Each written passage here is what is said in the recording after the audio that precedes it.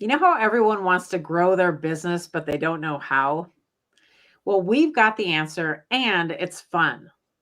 The best way to create buzz and provide value is to grow your business by hosting events. Today, let's explore why you should consider events as a business growth tool, the pros and cons of hosting versus being a featured expert, and we're going to give you an easy framework to follow to help you get started. Hi, I'm Deidre Harder, a CPA and business strategy coach. And this is my partner, Carmen Reed Gilkison, a certified whole person coach. At Encore Empire, we help women in midlife build a profitable online business in a way that leverages their unique life experience and honors their values to provide the financial and time freedom that they've worked so long and so hard to attain. So let's dive right into tip number 1. Why you should consider events as a business growth tool. Now, many entrepreneurs consider and even seek out being participants in events, but have you ever considered hosting one yourself? Well, we're here to tell you that events are fun and they can be much simpler than you think. You may think, wow, that's a big undertaking. And sometimes it can be. It really just depends on the size and the scope. But you can get started in a really easy way. And we're going to tell you how to do that today. Now, there are different types of events that you can host. There are virtual summits, there are workshops and having guests come in. You can do a Clubhouse Room with panelists. You could do a one-time mastermind. You can do webinars. And then there's the infamous giveaways. Now, hosting events such as a summit, let's take that for an example, they are 4 times as effective as just simply participating in them. Now, when you participate, sure, you're gaining exposure, you're getting in front of a new audience, but when you host them, you're going to be able to do some additional things. Not only are you going to be able to build your own lead email list, but you're going to be building a network of collaborators. And this is incredibly important. We have discovered the power of building relationships, both with your prospects and with others that have a business or a product that is complementary to yours. And this is the best way to do it. You can also build your referral program. Once you build this relationship with these speakers that are coming in, and you're putting this all together and giving them an opportunity to increase their audience and build their email lists, then you've got someone who is a raving fan of you and what you do. So it's a perfect time to put them into a referral program to where you're referring to them, they're referring to you. This also allows you, the fourth way that this is so powerful is it builds your authority and your brand even faster. Now, you will build authority and your brand as participating in events, and you certainly should do that. But when you are the host, it elevates you faster and farther than when you're just simply being a participant. That's right. And so we're going to dive into tip number 2, the pros and cons of hosting versus being a featured expert. Now, Deidre outlined some of them, and we're going to go a little bit deeper here. But first, I want to address one thing that she mentioned, and that is that some people might look at the idea of hosting an event as being something too big to take on, right? That's why people shy away from it. But we're here to tell you that in just a minute, Deidre is going to help outline an easy way to do it. And when you think about it, you think about it as, as hosting a party, and hosting a party is fun.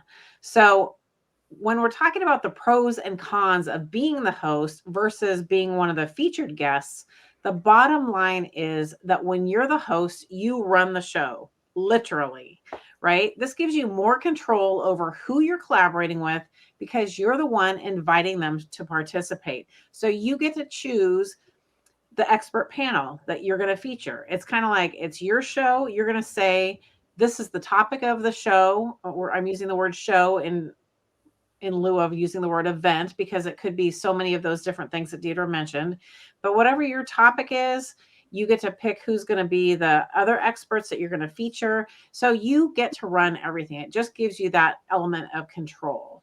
And it also sets you up as the expert in not only the eyes of the attendees, but of the other experts you invite on as contributors. Because this goes back to the fact that not everyone wants to take on being the host, right? They're happy to participate.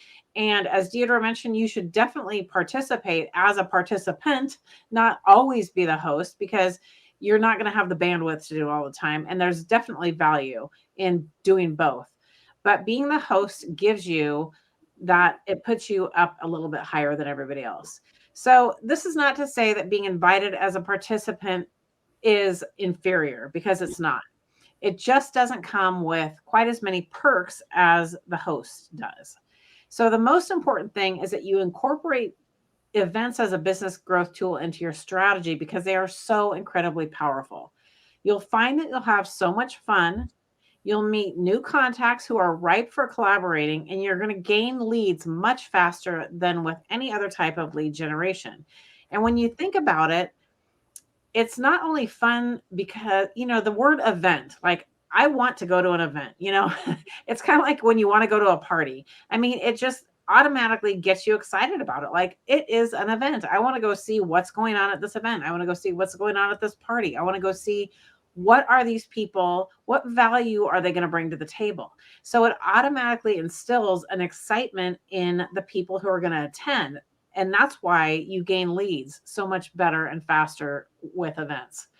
Another perk of participating in an event, whether you're the host or the participant, is that you'll have to polish your offers and your pitch to meet the requirements of each host. So typically when someone is hosting the event, remember we talked about they have the control.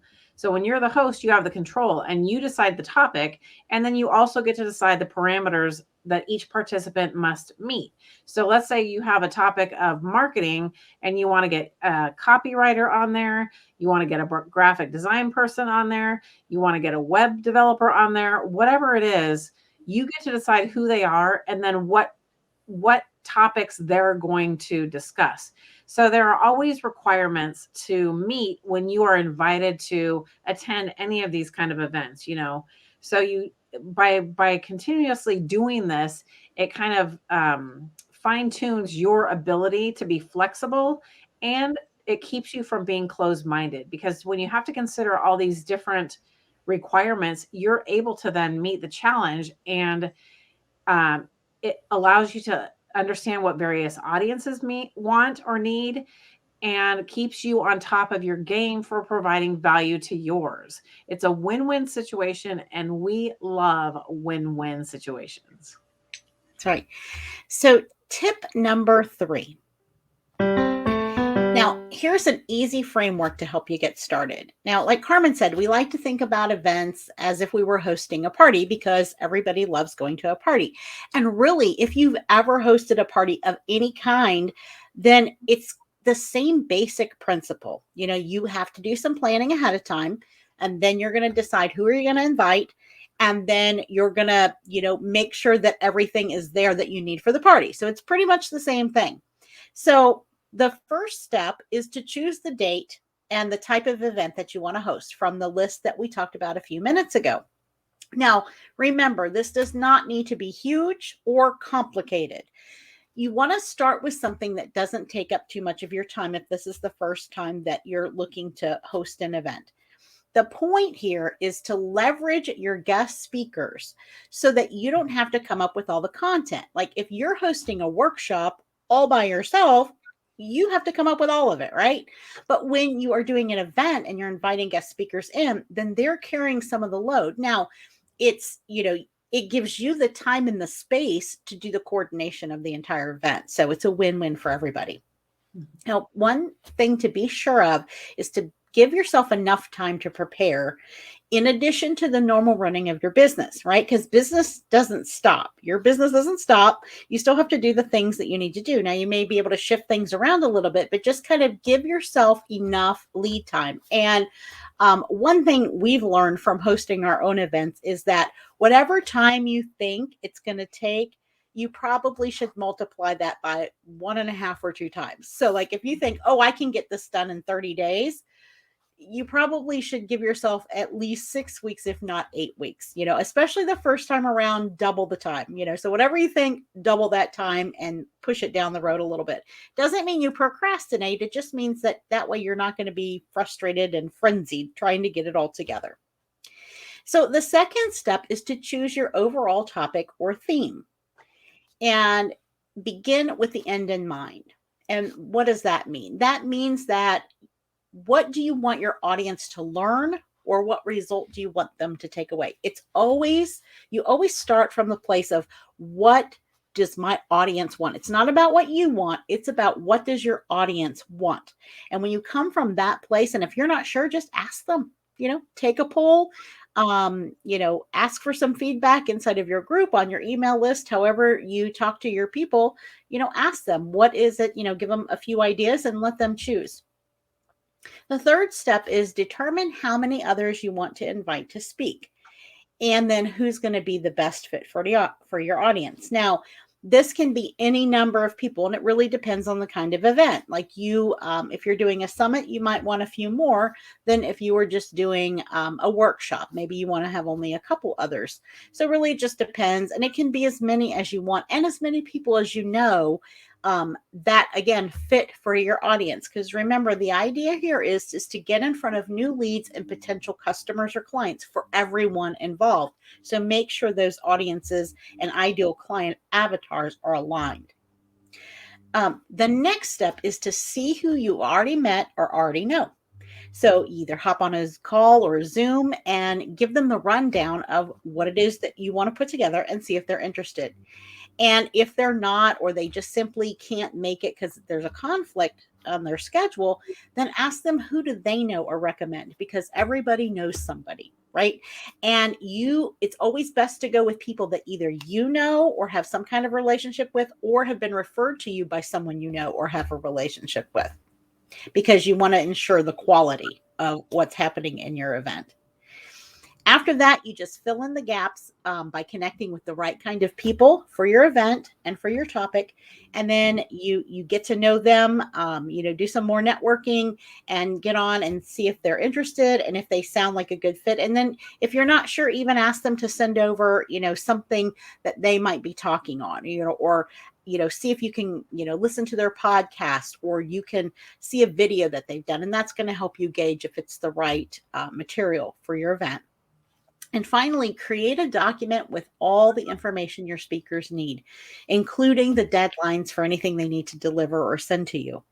As the host, it's your job to keep everyone on schedule, to be encouraging to everybody, and to make it fun. That's right. So as you can see, whether you host an event or you participate in one, you'll be setting yourself up for increased visibility and an influx of leads. We bet that if you take the plunge and host one, you'll be hooked. So our mission at Encore Empire is to help you implement proven sales and marketing strategies that create rapid business growth. Join us inside the Empire of Unstoppable Women Facebook group to engage with a supportive network of ambitious female entrepreneurs excelling at entrepreneurship and making a powerful impact in the world.